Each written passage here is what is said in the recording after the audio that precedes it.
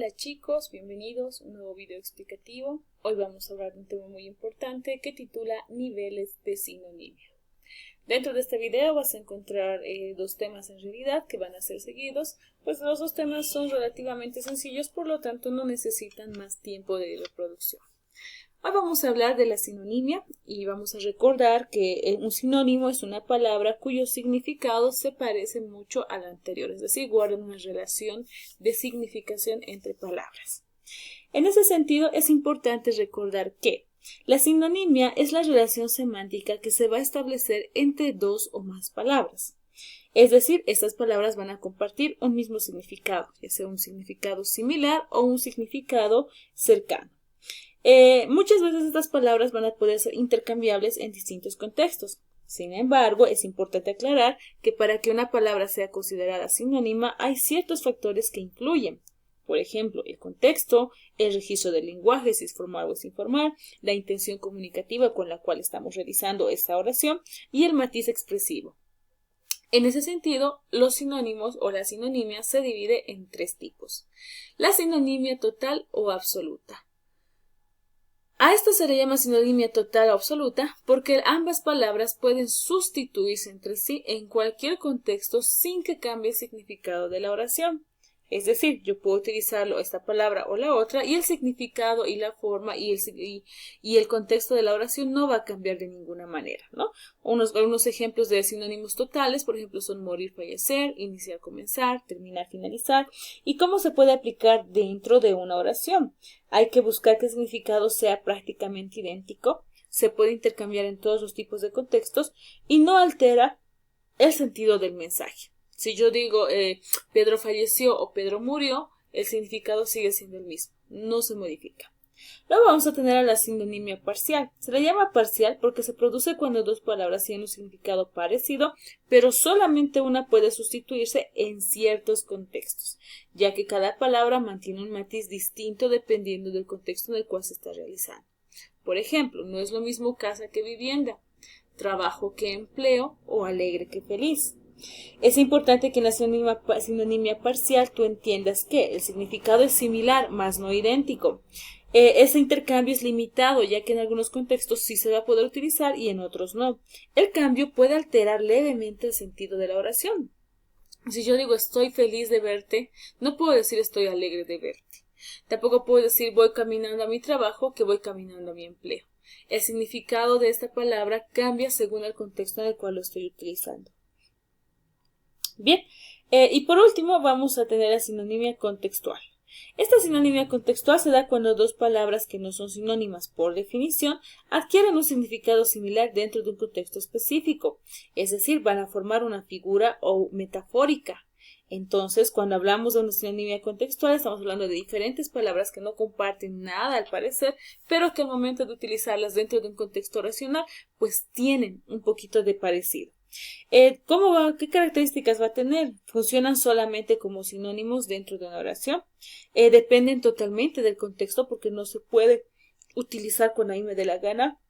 Y suele aparecer en un lenguaje figurado. Por ejemplo, Juan es un zorro. No estamos insultando a Juan, sino que estamos diciendo que zorro es un animal astuto, por lo tanto Juan también es astuto.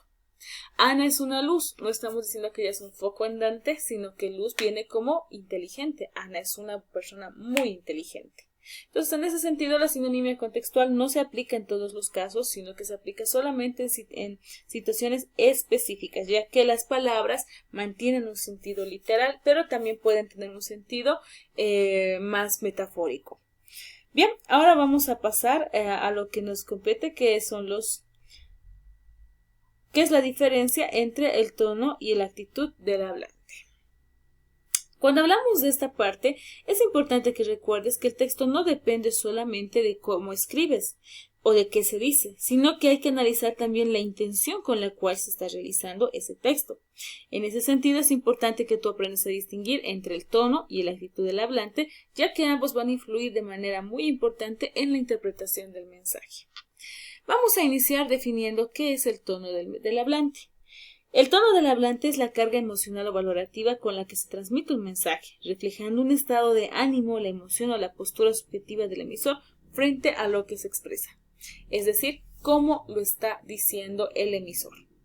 El tono puede identificarse a través de 1. Palabras seleccionadas, el uso de signos de puntuación, las ironías o los sarcasmos y el contexto comunicativo.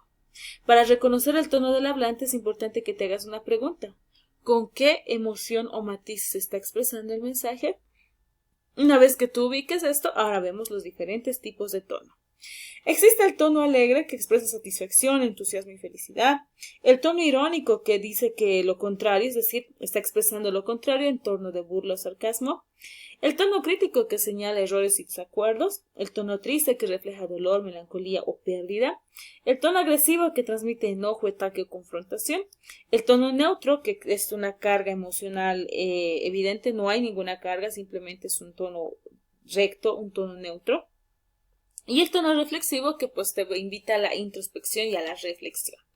Por ejemplo, si yo digo, claro, como siempre llegas temprano, averiguamos el tono, es un tono irónico. Aunque sea una oración real, el tono en el que lo estoy diciendo es irónico.